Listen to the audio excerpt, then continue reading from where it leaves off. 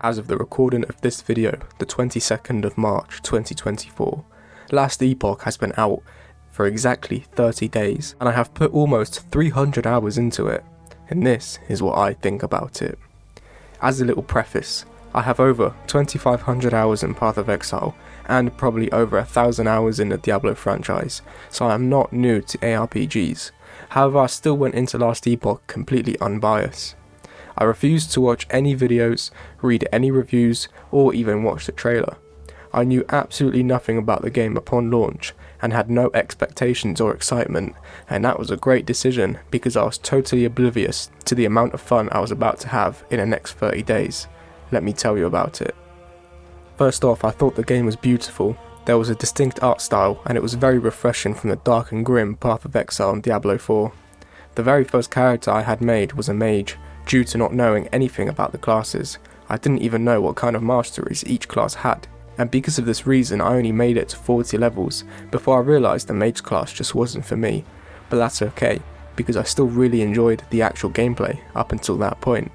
Therefore I re-rolled into a rogue, which I considered to be my first real character, since it's the first character I completed the campaign with and made it to the end game, so I'm going to talk about my experience with this rogue.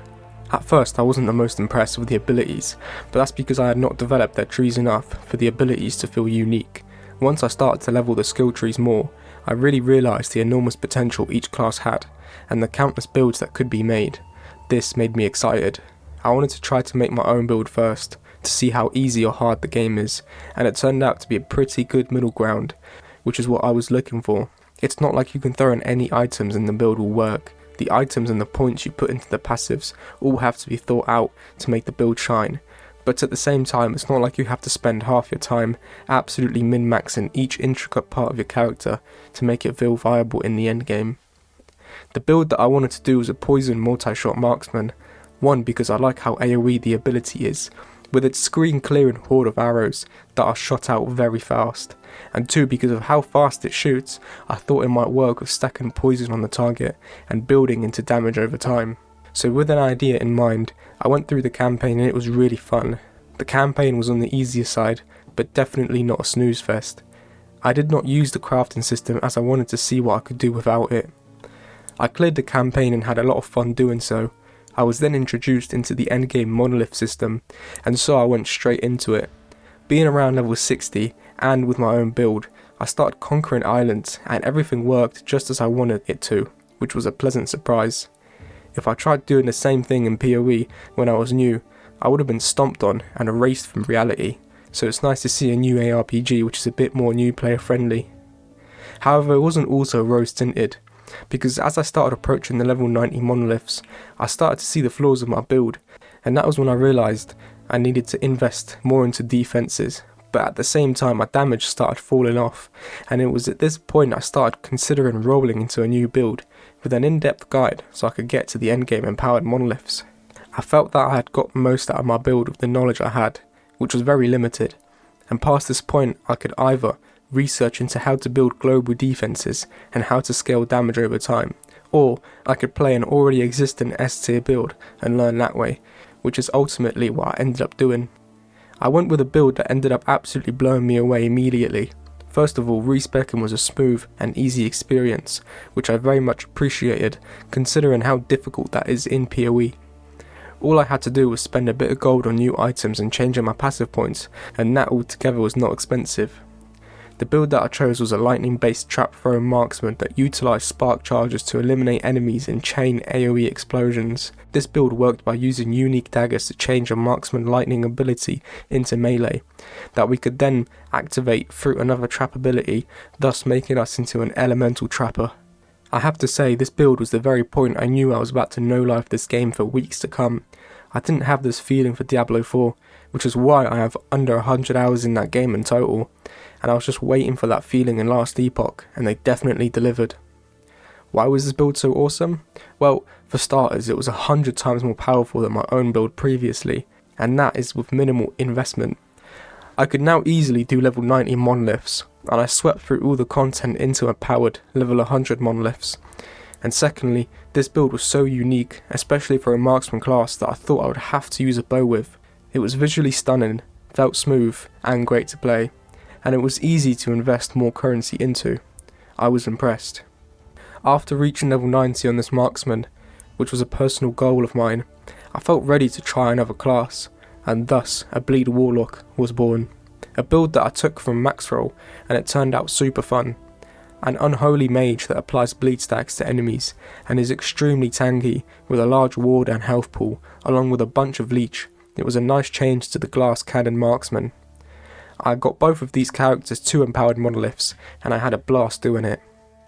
Most of my gear so far had come from the auction house, which I really enjoyed using as it was an implemented system within the game in the form of a bazaar. Whereas in PoE, to use the auction house, you have to go to a third-party website, which I am not a fan of, and is one of the main reasons why I strictly play SSF. Not the sole reason, no. So I have to say, I like how Last Epoch have done their trading system, and I'll probably use it for a decent amount of time, until I feel like I'm at least at an intermediate level of game knowledge, so that I can transition into SSF. I had also dabbled in the crafting system quite a bit. At first I was a bit confused with how to properly use all the glyphs in that, but once I got the hang of it I realised it's a good, thought out system that I have no real complaints about, apart from one criticism that has to do with forging potential, or rather the lack of. I personally think that quite a lot of the time there just isn't enough forging potential to really make an above average item that you can't just straight up buy off the market, given that you don't play SSF, that is. Quite often I found myself running out of forging potential just before I could finish a perfect item. Being just a few tiers off of a T20 item is quite frustrating because I managed to get lucky and get rid of the affixes I don't want and slam the ones I do want. It's like I'm so close but so far finishing crafting this awesome item that would be an upgrade, but I've gotten unlucky with how much forging potential each craft has used, and now I'm all empty and the item is useless. The solution I would personally implement for this is being able to play in some sort of system, like a special arena maybe, where you put your item up for sacrifice to go up against waves of difficult enemies, with each wave granting 1 or 2 forging potential and being able to stop or continue every 5 waves, with a maximum cap of let's say 25 to 30 waves. That way, if you have managed to survive these 30 waves without dying, you can collect your item with an extra 30 or so forging potential and continue crafting. This system could be done only once on each item as to not exploit it, and of course if you die during this special arena you lose the item entirely, so that there is something at stake at the end of the day. I think that's a pretty fair and fun way to get the best of both worlds. In conclusion, I had a better time in general compared to Diablo 4, although Diablo 4's campaign, graphics, voice acting and things of that nature are better. Last Epoch outshines everything else, such as gameplay, endgame mechanics, systems, and replayability. As for PoE, well, I'm quite biased towards that, from the sheer amount of hours I have in that game, and considering how much longer PoE has been out for, the devs have had much more time to perfect the game and fill it out with all sorts of content, whereas Last Epoch is just starting out. Although I have to say that can be an advantage, because of how less complex Last Epoch is. It's a lot more friendly for the majority of people, and it helps to introduce more people to the ARPG genre. Path of Exile is still my #1 game and probably will be for the foreseeable future. However, I can truthfully say Last Epoch is a strong second, and I am very happy that I finally have 2 ARPGs to switch between when each of their respective seasons or leagues become mundane towards the end. So that was a personal experience of mine going through Last Epoch for the very first time and sinking a decent amount of hours in the endgame afterwards. Let me know what your thoughts are in the comments below. Thank you so much for watching this video, I really appreciate it. I hope you all have a wonderful evening, night or day, and I'll see you around.